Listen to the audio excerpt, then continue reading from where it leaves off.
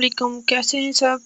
मैं हूं आपकी वॉइस ओवर नूर। मैं आज आपके लिए एक न्यू नॉवल मैं तेरी आदत का मारा बाय जहरा का स्नीक पीक लेके आई हूं। होप सो आपको ये नॉवल पसंद आए। जल्दी से मेरे चैनल को सब्सक्राइब कर दें और चलिए स्टार्ट लेते हैं स्नीक पीक का। तुम वहां नहीं जाओगी, ऑमलेट का पीस मुंह में रखते हुए संजीदा सर्द आवाज में बोला। सब लोग खामोशी से ब्रेकफास्ट करते रहे जबकि इसकी सर्द आवाज पर चहचहाती आरज़ू लम्ब भींच गई। क्यों नहीं जाऊंगी? मैं जरूर जाऊंगी, मेरी फ्रेंड का बर्थडे है, इसने इतनी मोहब्बत से मुझे बुलाया है।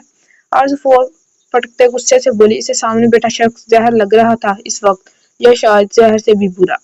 मैंने एक मरतबा कहा ना तुम वहां नहीं जा सकती तो नहीं जा सकती, ज्यादा जुबान मत चलाओ। वो सामने बैठी लड़की को देखते लफ्जों पर दबाव देते वही गहरी संजीदगी से बोला। मैं जाऊंगी, सुना तुमने? क्या हर वक्त रोब झाड़ते रहते हो मुझ पर? कजन हो, ज्यादा फ्री होने की जरूरत नहीं। चेयर खिसकाते हुए उठते हुए जरा ऊंची आवाज में इसकी लहू रंग होती आंखों में अपनी हेजल आंखें गाड़े बोली, जिस पर मुकाबले जबड़े भींच लिए। बकवास बंद करो, अपनी तमीज से बात करो। माथे पर तेवरी चढ़ाए हुए वो इस 5 फुट 4 इंच की आफत की पुड़िया को देख आंखें दिखाए धाड़ा कि आरजू का दिल होले से लर्जा। क्यों तमीज से बात करूं तुमसे? की है कभी तमीज से बात? हमेशा ये मत करो, वो मत पहनो, यहाँ मत जाओ, लेकिन अब बस बहुत हो गया। मैं जाऊंगी, तुम्हारा ये रोब बाकी सब पर चलता होगा, मुझ पर नहीं चलेगा। वो उससे उंगली दिखाते बोला। आगा जी ने गुस्से से इसकी चलती जुबान में लिहाजा की, जबकि मुकाबले के तन बदन में आग भड़की थी। वो तनफन करता इस तक जाता इसकी कलाई गुस्से में दबोच गया। अभी पता चल जाएगा कि तुम वहां कैसे जाती हो। इसे घसीटते वो सर चेहरा लिए आगे को बढ़ा, जबकि आरजू ने गुस्से से इससे अपनी कलाई छड़वानी चाहिए थी। छोड़ो मुझे जंगली कहीं के। गुस्से से दांत पीसते वो बोले कि इसकी गोहर अफसानियां सुनते दानियल सफीर खान का गुस्सा 7वें आसमान पर पहुंचा था। इसने सख्ती से आरज़ू को इसके कमरे में पटका और दरवाजा बाहर से बंद कर दिया। खबरदार, अगर किसी ने इस बददिमाग लड़की को यहाँ से निकालने की गुस्ताखी की। उंगली दिखाते इसने यंग जनरेशन की तरफ शेरबार नजरों से देखा। तुम होगे बददिमाग, बल्कि तुम्हारे पास तो दिमाग ही नहीं है, बस हर एक पर हुक्म चलाना आता है तुम्हें, जाहिल शख्स।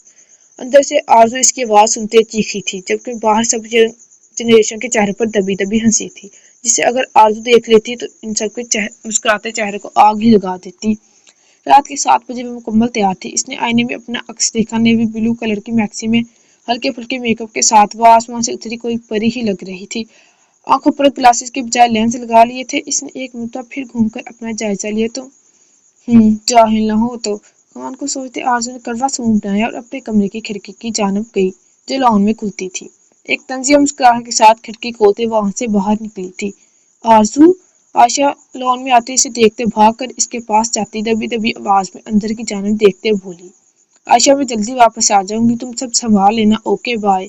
आयशा की बगैर कोई सुने वो बाहर की जानब चली गई, जबकि आयशा पीछे माथा पीटती डरते हुए अंदर की जानब गई थी। रात के 10 बजे वो दबे कदमों से अपनी हाई हील्स हाथों में पकड़े एक हाथ में मैक्सी उठाए अंदर दाखिल हुई थी। आहिस्ता से लब दबाए वो हाल में दाखिल हुई, जहां अंदर दाखिल होते ही इसकी सांस हलक में अटक गई। वो आंखें फाड़े सामने 1 सीटर सोफे पर टांग चढ़ाए बड़जमान शख्स को देख आंखें फैलाए वहीं रुक गई। बैकबोन में सरसराहट सी हुई थी। आरज़ू खान को लगा जैसे सामने बड़ी शान से मौत का फरिश्ता बैठा है, जो लहू रंग आंखों से इसे ही घूर रहा था। गले में गिल्टी सी उभरी जब वो सोफे से उठता भारी कदम उठाने लगा था कि खामोश हाल में इसके कदमों की होंलनाक आवाज गूंजने लगी।